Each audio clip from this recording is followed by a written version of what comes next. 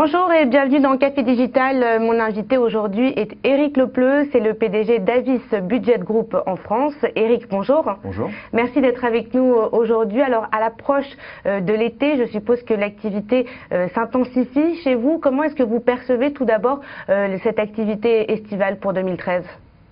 Elle a deux composantes. On a toujours une activité corporate, c'est un petit peu notre histoire avec la marque Avis, qui se développe bien, y compris d'ailleurs pendant le pic d'été, les gens travaillent.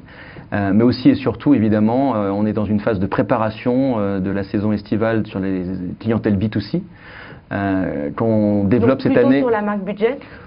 Un peu d'Avis, mais aussi effectivement et surtout un gros focus avec la marque Budget, avec de la clientèle à la fois étrangère et française, clientèle de vacances, de famille, de seniors en villégiature. Est-ce que vous remarquez ce que beaucoup de professionnels du tourisme nous disent, c'est-à-dire que les Français font leurs réservations de plus en plus à la dernière minute et sur Internet et en comparant de plus en plus sur Internet les prix ?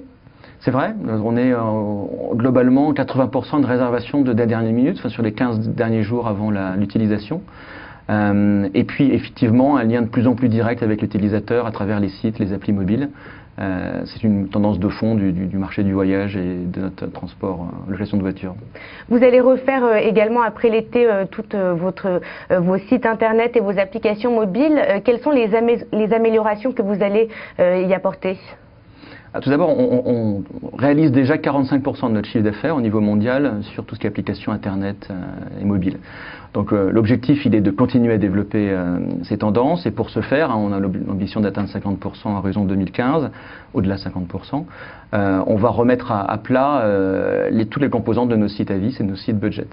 Donc ça passe par les couloirs de réservation, les barres de navigation, les composantes réseau d'affiliation, la fidélisation.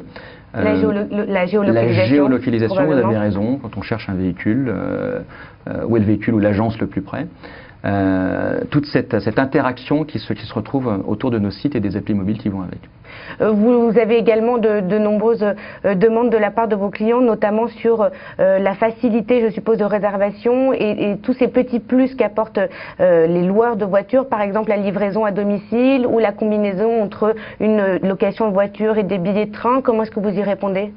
De différentes façons, effectivement, la chaîne de valeur, la chaîne de service, elle doit être la plus fluide possible.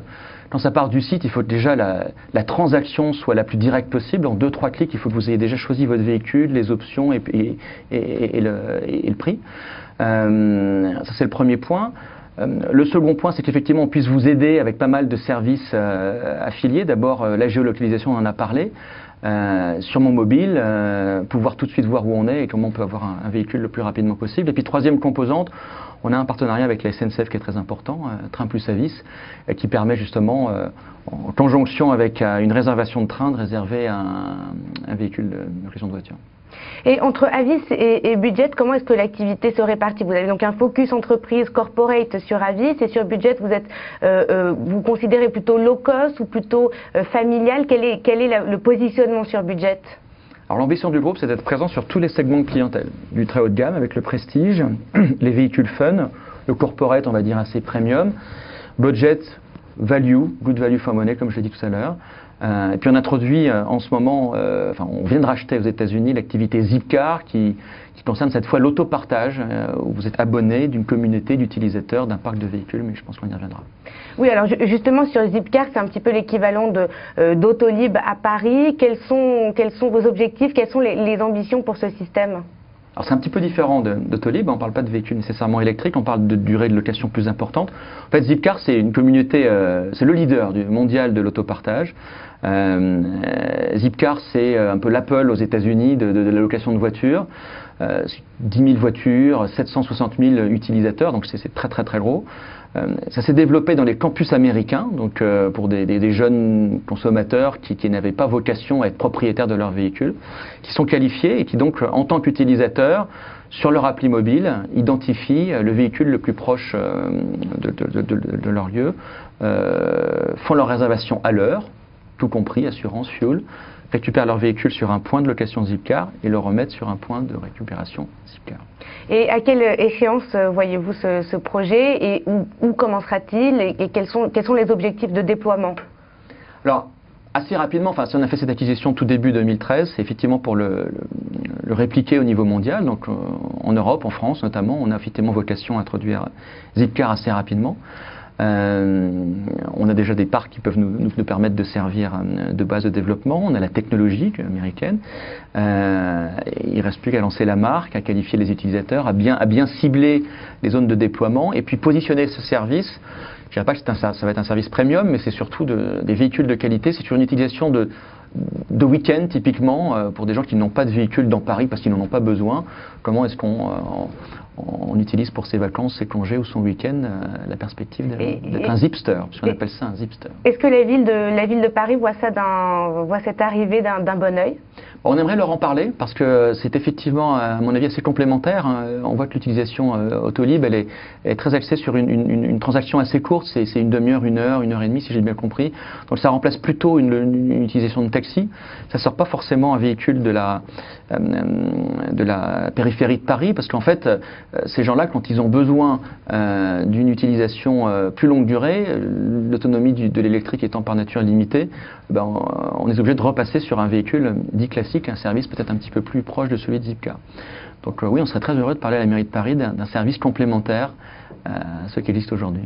Un dernier mot, juste on a parlé de l'activité estivale pour les particuliers. Au niveau des entreprises, comment est-ce que vous voyez cette période? Vous avez signé récemment des gros contrats avec EDF et avec Thales. Pour terminer, comment est-ce que vous voyez la fin de l'année 2013 et peut-être 2014? Pas un secret que la conjoncture en France est un petit peu incertaine. Cela étant dit, on a effectivement une vague de développement avec un certain nombre de gros comptes que vous venez de nommer. Typiquement EDF, et c'est un petit peu atypique dans le milieu des affaires, puisque les besoins de location de voitures correspondent souvent à des arrêts de tranches nucléaires pour justement des gros projets de maintenance. Et il se trouve qu'assez logiquement, les centrales nucléaires s'arrêtent l'été, puisqu'on a moins besoin d'électricité, donc ils ont besoin de voitures de location pour équiper toutes leurs équipes et leurs ingénieurs pendant la période estivale. C'est pour ça que je disais en guise d'introduction qu'on a finalement un été qui s'annonce à la fois sous la couleur du corporate, mais aussi sous la couleur de la clientèle loisir. Et c'est toute l'utilité et l'importance de ce groupe, Avis Budget Group, qui soit présent du prestige au low cost, en passant par le corporate, le premium et Zipcar. Et donc, mis à part ces grosses signatures, donc par exemple comme EDF ou Thales, est-ce qu'auprès peut-être des PME, vous voyez un sentiment une ambiance d'économie générale, ou comment est-ce que vous percevez le climat économique? Je pense qu'il faut effectivement écouter nos clients, qui peuvent avoir des besoins différents en fonction de la conjoncture, en fonction des moments. On a une offre PME avec Avis, on est en train de développer une offre de la même façon avec Budget pour des petites entreprises. On a des cartes corporate pour justement ces petites entreprises, et puis on a des réseaux de partenariat avec tous les grands réseaux d'agents de voyage ou d'implants qui permettent généralement de bien cibler l'offre adaptée à chacun des clients. Merci beaucoup Éric Lepleu. Je rappelle que vous êtes le PDG d'Avis Budget Group en France. Merci. Café Digital, c'est tout pour aujourd'hui. On se retrouve la semaine prochaine avec un nouvel invité.